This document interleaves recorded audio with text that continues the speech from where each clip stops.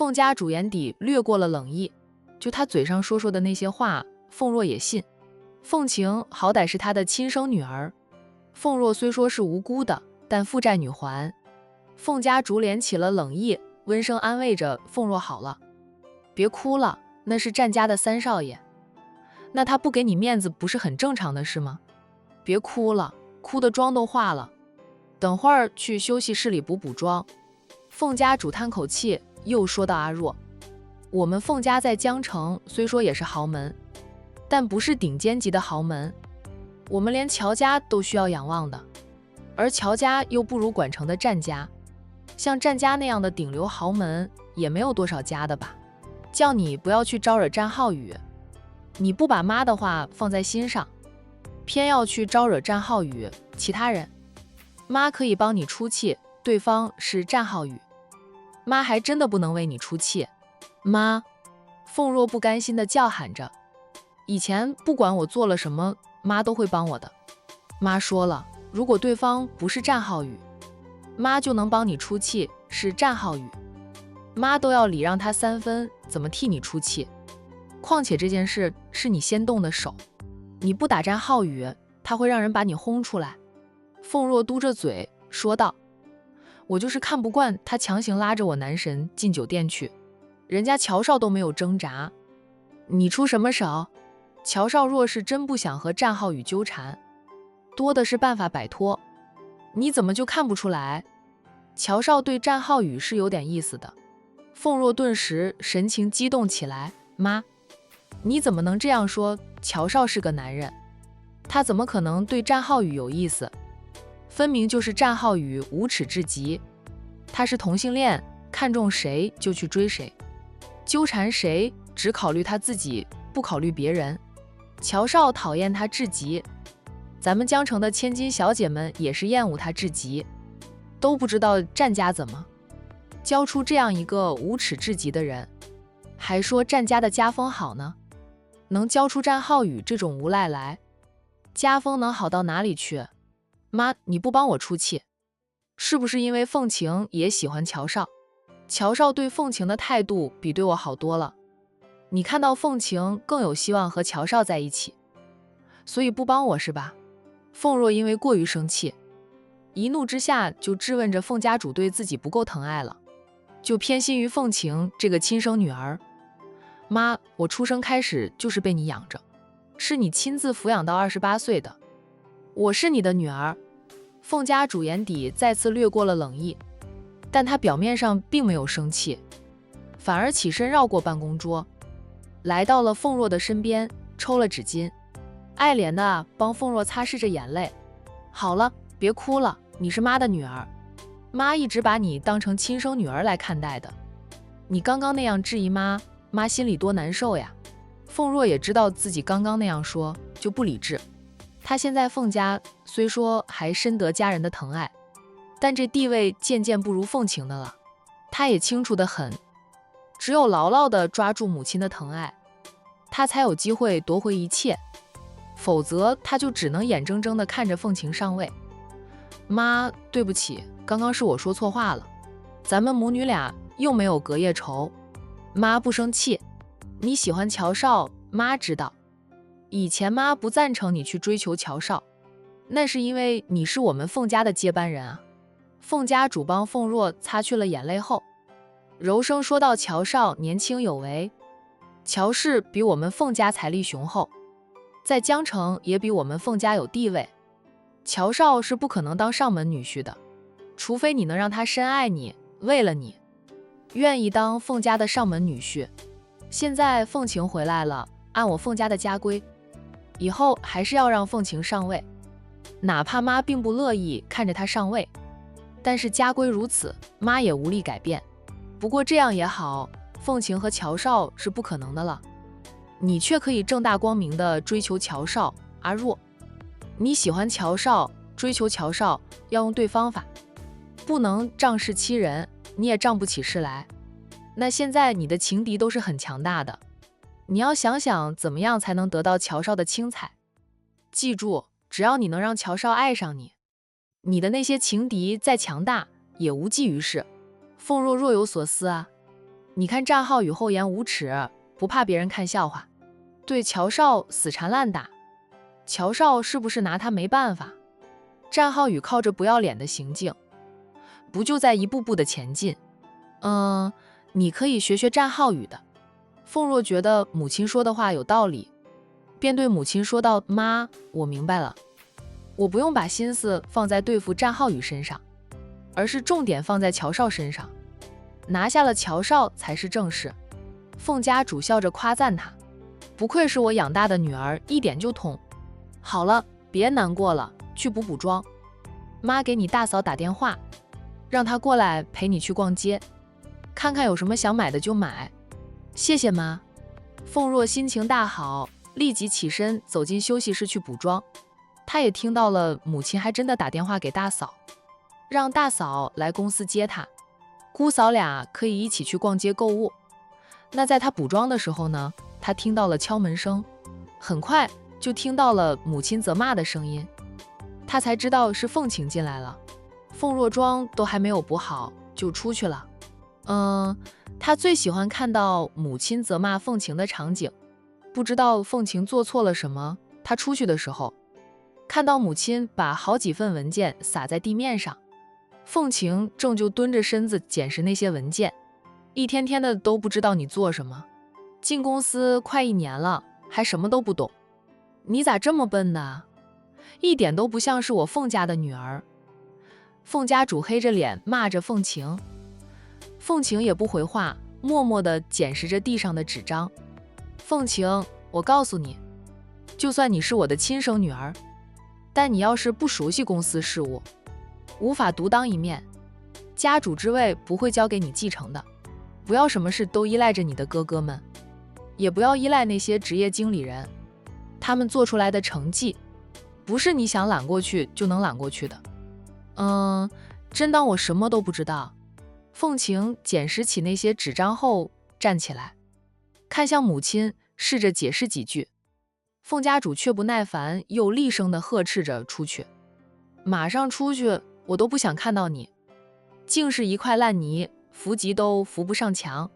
妈什么妈，说过多少次了，在公司里不要叫我妈，叫我凤总，滚！”凤家主拍着桌子骂着凤晴，让凤晴滚出去，别影响了她的心情。凤晴，你赶紧出去，别在这里影响了妈的心情。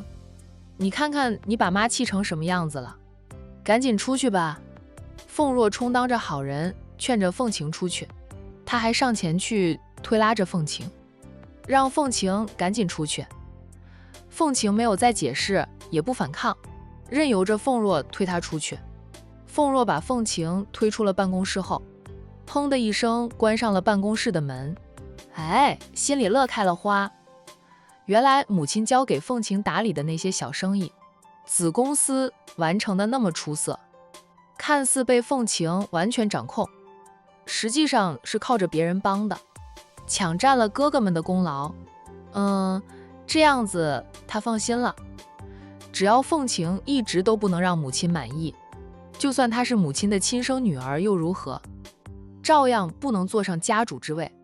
说不定母亲还是把家主之位交给她呢，毕竟她是打小就接受了家主的培训，虽说没有母亲这么厉害，却是比凤晴这个乡巴佬好很多的。凤若转身往回走，边走边说道：“妈，你也别着急，凤晴才接触到生意上的事，她还不熟悉，很正常的。毕竟她以前就是在家里种田的，顶多就是在小厂里打工，每个月赚个1000块钱，何曾接触过大生意？”凤家主恨铁不成钢的道：“我们凤家的女儿向来强于男儿，怎么到了我女儿身上，她却像团烂泥似的扶不上墙？再不懂，都进公司1年了，多少也要懂一点呀。她呢，就知道抢别人的功劳，制造假象给我看，让我以为她很有能力，很有本事呢。妈，再给凤晴一点时间吧，你也别老骂她了，骂得她连头都抬不起来。”就凤若假心假意地劝着，她又赶紧去给凤家主倒了一杯温开水。“妈，你喝杯水吧。”凤家主接过了凤若倒来的那杯水，抬头看了凤若片刻后，叹着气说道：“阿若，你要是妈的亲生女儿，妈也不用像现在这样担忧后继无人了。妈，我是你女儿呀，不是亲生的胜利亲生。其实，妈是家主，在家族里头，妈是一言堂的，那谁上位不是妈说了算。她想重新成为凤家的接班人呀，至少妈也要让我和凤晴公平竞争一下呀。我还是姓凤的，就算我接管了凤氏集团，还不是为凤氏家族服务。”凤家主叹着气，妈也没有办法。很多事情妈能够一言堂，但在接班人这件事呢，妈还真不能一言堂。你的妆还没有化好呢。快去补好妆吧，你大嫂很快就到的了。好，凤若乖巧地应着，也没有纠缠着母亲，让母亲重新扶持她。只要凤晴一直立不起来，母亲是不会让凤晴上位的。凤若在办公室里哄着养母，凤晴在被凤若推出了办公室后，马上就连起了那副懦弱的表情，拿着那些早已经过母亲批准并签字的文件走进电梯。母亲一开始就骂她，的确骂得凤晴有点措手不及，直到凤若出现，她才明白过来。论演技吗？他妈称第二，没有人敢称第一的。当然了，母亲那样演戏，也让很多人生出了不该有的野心。母亲跟他说过，他想成功接班，就必须杀出一条血路来，把那些有着狼子野心的人，哪怕是他的亲兄嫂，都要铲除掉。公司里的老员工倒是很乐意凤晴上位，因为他们觉得凤晴没什么能力。如果是凤晴接管凤氏集团，他们轻易就能拿捏凤晴。凤晴也知道大家的想法。进入电梯后，凤晴接到了一通电话，她看了来电显示后才接听的。大小姐，我收到消息啦，上任凤家主就是大小姐的大姨，的确是有2个女儿的，那2个孩子在几十年前失了踪，现在听说在管城。管城？凤晴低冷地问道，可清楚？他们在管城什么地方？现在日子过得怎么样啊？他们是否记得自己的身世？上任家主的长女听说是管城商家的太太，就是商氏集团总宰的亲妈。次女则在16年前就死于车祸，不过留下了2个女儿，其中1个女儿正是管城首富占家的大少奶奶海彤。闻言，凤晴的脸色巨变，她一回归凤家就听到了些小道消息，是族里的老人私底下讨论时被她听到的。知道家主之位本来不属于她母亲的，是母亲害死了长姐和小妹才成功上位的，而上任家主也就是她的亲大姨，还有2个女儿。但是在她大姨一家人都死后，那2个孩子也下落不明了。大家都说这2个孩子怕是也凶多吉少。那在她回归凤家后，族里的人看她表现的懦弱，大失所望，担心凤氏家族最后会落在凤若这个凤家养女身上，所以族里的人都瞒着她母亲，到处打听她那2个表姐的下落。盼着2个表姐活在人世。没想到2个表姐还真有消息了，而且呢，身份地位都不简单呀。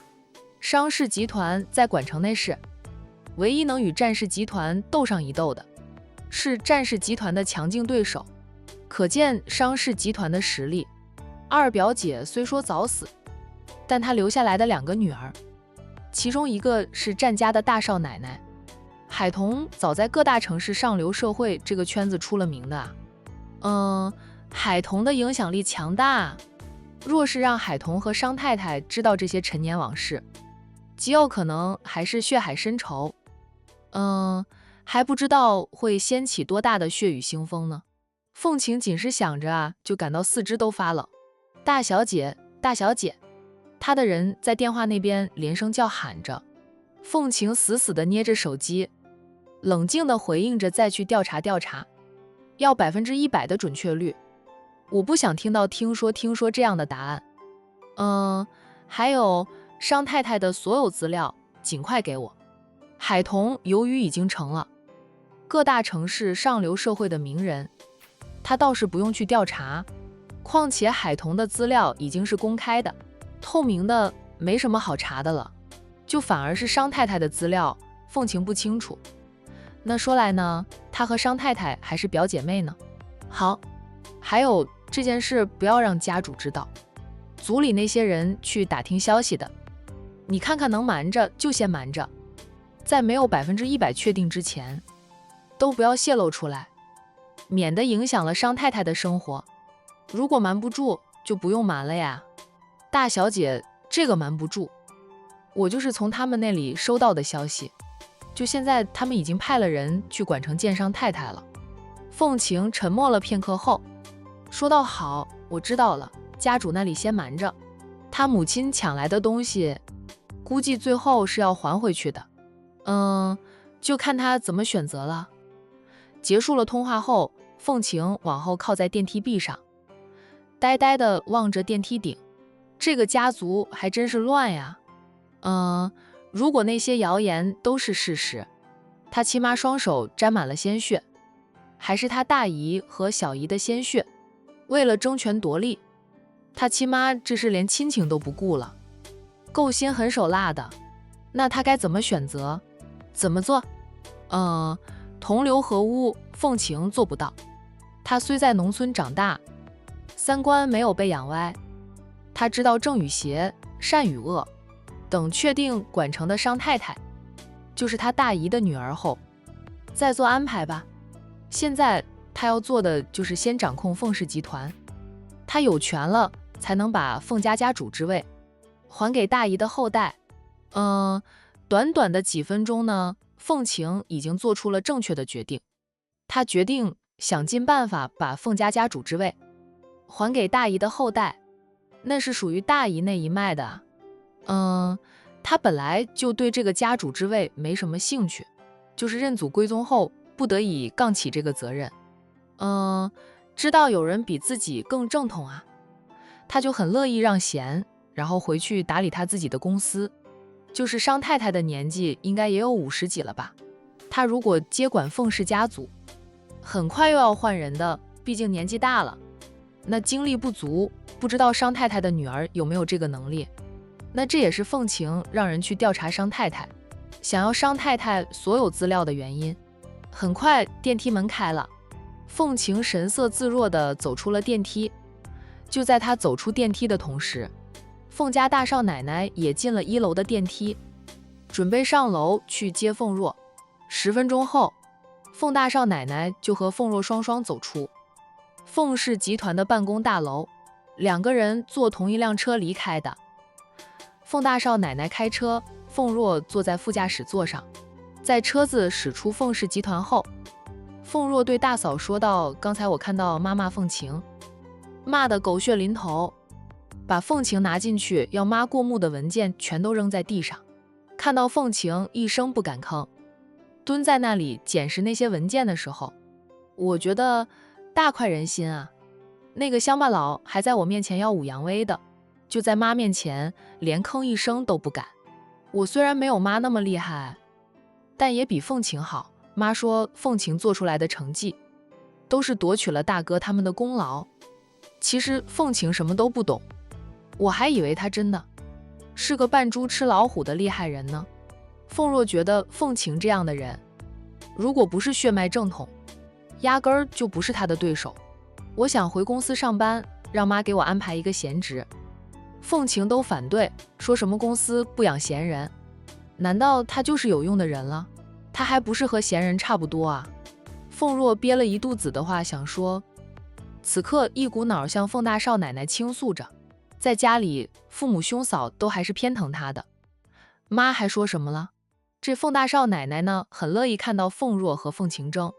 妈还说凤晴要是立不起来，家主之位未必就会给凤晴。我听妈的意思是，凤晴这个接班人坐不稳，我还是有很大机会的。大嫂，你跟大哥说，让大哥在妈面前帮我说说话。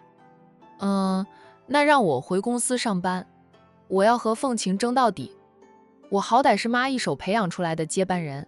那凤若对于打败凤晴还是很有自信的。凤大少奶奶说道：“我们都在妈面前替你说过好话的，你大哥还说凤晴也太过分了，自己没本事还不让你回公司上班，怕你会把他比下去而已。阿若，这件事还得靠你自己，妈最疼爱的就是你了，你在妈那里撒撒娇，讨好一下妈，妈就会让你回去上班的了。凤氏集团现在还是妈说了算呢，凤晴现在连毛都不算。等会儿我给妈买几套新衣服，买几套珠宝，哄哄妈开心。晚上我亲自下厨，烧几道妈喜欢吃的菜，讨好养母。凤若那是得心应手，她打小就没少撒娇，母亲的确最疼爱她，也最宠着她。小时候哥哥们犯了错，母亲要家法侍候的时候，她只要向母亲撒撒娇，哄一哄母亲，替哥哥们求求情，母亲就会饶了哥哥们，所以哥哥们呢都很宠着她。还有他爸想多要点零花钱，也是让他去跟他妈多要点钱，他也会满足父亲的要求。在凤若的印象中，父亲是个老实软弱的人，被他妈管了一辈子，经常是身无分文的。父亲想要什么，母亲会让人给父亲买回来，但不允许父亲身上有太多的钱。堂堂凤家家主的丈夫，他爸身上连500块钱都掏不出来的。导致他爸经常要想办法藏私房钱，也向他拿过钱，后来被母亲知道后大发雷霆，他们当儿女的也被吓到。以后就不敢再把自己的零花钱给父亲花了。母亲说他爸是为了凤家的钱财才当上门女婿的，但男人有钱就会变坏，她不会亏待丈夫，但也不能让丈夫拿着她的钱去花天酒地包养情妇，所以不允许丈夫身上有太多的钱，很多时候都是身无分文。凤若总觉得父亲太软弱，哥哥们在母亲面前也是唯唯诺诺的，所以她初见乔涵时，觉得乔涵霸气，有男子气概，对乔涵一见钟情。你亲自下厨，妈今晚肯定推掉应酬回家吃饭，还能多吃2碗饭呢。凤大少奶奶捧着凤若，对了，阿若，你和战家3少爷为了乔少动手是怎么回事？我看到娱记铺天盖地的报道了，哪有大打出手，我就是拍了一下战浩宇的手。大嫂，你不知道战浩宇有多过分，乔少不想理他，他硬拉着乔少进酒店，我看不过眼，拍了一下他的手，本意是想拍开他拉着乔少的手，他就让人把我轰出来了，还说我不过是冒牌货，又不是凤家真正的千金，说什么若是凤晴，他还会给几分面子，人家好歹是凤家真正的千金，问我是哪根葱，算什么东西啊，可把我气坏了。其他人对他和凤晴的态度也不一样，但没有战浩宇这么明显。战浩宇还说了出来，气死他了。凤晴是凤晴，算什么东西？那烂泥一团，妈使劲扶他上墙也还是烂泥一团。等妈放弃他了，就知道谁才是凤氏的接班人。那些瞧不起我的人走着瞧，还有乔少，我凤若看上的男人，总有一天我要他拜倒在我的石榴裙下。妈也支持我追求乔少的。凤若想着趁他现在不是接班人了，先追求乔涵，追到手了，他再夺回接班人的身份，那样他就男神有了，身份地位也有了。没满，凤大少奶奶就盼着凤若和凤晴争，她丈夫可以坐收渔翁之利，自是拍着凤若的马屁，把凤若吹棒的以为自己是天底下最优秀的女人。凤氏家族的内斗，海彤也在管城通过苏家的势力默默地关注着。当然了，自己的日子还是要过好的，不能因为远在江城的凤家内斗而影响自己的快乐幸福。就是总有人看不得海彤过上幸福的好日子，硬是想往他和战印的婚姻里添点堵。这不，周五早上，他特意早起和战印一起去送洋洋上幼儿园，并承诺下午去幼儿园接洋洋回家。小家伙才跟着老师进幼儿园，从幼儿园离开，夫妻俩各自忙自己的工作。海童现在习惯先回书店，一进书店，沈小军就对他说道：“彤彤，收银台上面放着一只大信封，是一个学生拿过来的。那学生说是一个陌生人拉住他，托他帮忙把信封送到咱们店里，上面写着海童收。我摸了摸，感觉是相片。”沈小军说着，扭身进厨房里，从冰箱里拿出昨天中午丈夫送过来给她的水果，她没有吃完，就放进冰箱里了。清洗好水果后，她端着那盘水果出来，对海童说道：“我猜测那些相片，又是你情敌和那个像战印的男人的。”海童放下了自己的包，在收银台前坐下，拿起了那只大信封，摸了摸，感觉是像相片。他说道：“可能是上次的相片没有收到如期的结果，不甘心，干脆晒出来寄过来给我。段芊芊身边的那个男人并不是战印，因为长相不像，就身形像，让战印夫妻俩虽觉得有点心堵，却不能拿段芊芊怎么样。”海童更关注母亲身世这件事，对于段芊芊找了个战印的替身，拍照秀恩爱的事，他知道后就抛开了，不放在心上。如果那个替身的五官也像战印，他才会真的心堵。但是只身形象，五官不像，又不在管城，他要是这样也堵的话，都不知道被堵成什么样了。毕竟爱慕战印的人并不少。沈小军走过来，放下了那盘水果，招呼着好友吃水果。他坐下看看外面，说道：“这才几点呀？太阳都那么大了。中午出去走上2步，晒得皮肤都痛。”海童笑道：“谁叫你大中午的出去走？总要出去走走的吗？老是坐在这里看也会无聊的。看到你和小飞那么忙，又不让我帮忙，害我坐在这里都要发霉了。”海童边吃着水果边说道：“等你身怀6甲的时候，连书店苏总都不会再让你过来。”沈小军，彤彤，你能不能说点让我心情好的话？你好漂亮，怀孕了，身材也还保持得很好，越来越有少妇的韵味了。把苏总迷得神魂颠倒的。沈小军扑哧的笑，苏南家里都把我当成猪来养了，还身材好呢。我感觉我肚子很快就会看得到隆起来，不过是胖的，天天喂猪似的喂我。哎，我不胖才怪呢，现在想锻炼一下，苏南又不让。不过我也管不住这张嘴，以前就是个吃货，怀孕后更成了吃货中的吃货，嘴巴成了兔子嘴，停不下来。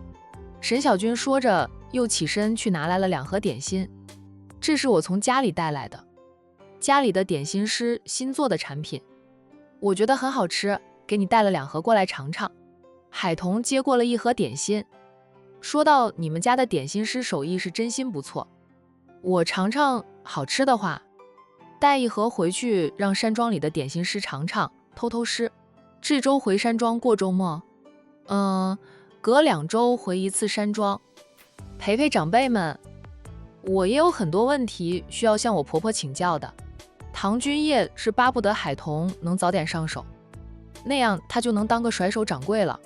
不过下个月就是战印和海童办婚礼的时间，海童还得帮忙筹备自己的婚礼，暂时没有那么多时间去暗管婆婆手里的事务。你要不要去啊？海童问着好友。好呀，我等会儿跟苏南说一声，下午等学生放学后，我们就跟你们夫妻俩一起去山庄过周末。这么热的天气，游游山庄是最好的度假之地。游游山庄不仅美，树木也多，行走在山庄里没那么晒，时不时还有风吹来，清凉得很。战奶奶还没有回来啊？奶奶说她在风尘山庄，再住上2天就去会友的，就连军颜和叶瑶的百日宴都不参加了。对于老顽童奶奶，海童也是很无奈。他故作神秘兮兮的道：“我想奶奶连2个孩子的百日宴都不参加，是我那几个小叔子中的一个又有另一半了，是奶奶看中了，奶奶去试探人家吧，奶奶最擅长的就是这一点了。沈小军笑道：家有一老，如有一宝，战奶奶在你们战家就是如宝一般的存在，那是我最敬重的，还是奶奶。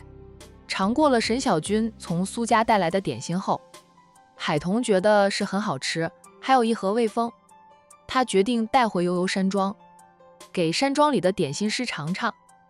吃饱喝足了，海童才慢悠悠地拿起那只大信封，拆开后，就他从信封里拿出那些相片，2个人都没有猜错，这些相片依旧是段芊芊和那个身形像战印的男人，不过这一次的相片稍微升级了点，就是有亲吻照，还是在床上的亲吻照。沈小军问彤彤：你看这些相片是的吗？你那个情敌不会真的和一个替身假戏真做吧？这个也难说，我又辨不出来是不是的。海童看完了相片后，就拿起手机拍了几张相片，然后发给战印，然后发了语音信息给战印，说到：老公，你把这几张相片发给段总吧，让段总回国处理他的宝贝女儿，我都懒得出手。战印在开会，他没有马上回复，那等到他说完话后，他才拿起放在桌面上的手机，点开微信，看到是老婆大人发来的信息，他俊朗的五官都不由自主地放柔。会议室里的高层管理们见到战总的表情变柔了，就猜到是总裁夫人发来的信息，每个人眼底都有着笑意。战总夫妻俩领证也有1年了，虽说还没有办婚礼，不过也近了，下个月就是办婚礼的时候。小夫妻俩感情还是那么好，还是越来越好。他们是亲眼看着铁血战总就在总裁夫人面前一点一点的融化的。人说啊，百炼金刚绕指柔，再强硬的男人遇到了他心爱的女人也会融化。谁知道他们的战总忽然就变了脸色，人也跟着猛地站起来，拉开了椅子，扭身就往外走，走了几步才记起会议还没有结束，扭头对苏南说道：苏南，你先接手。苏南应了一声，心下猜测着到底又发生了什么事。他很久没有看到战印又慌又急的样子了。战印大步地走出了会议室，他回到了自己的办公室，立即打电话给海童：彤彤，这些相片哪里来的呀？我刚才收到的，有人送到我的书店里，小军帮我收下了。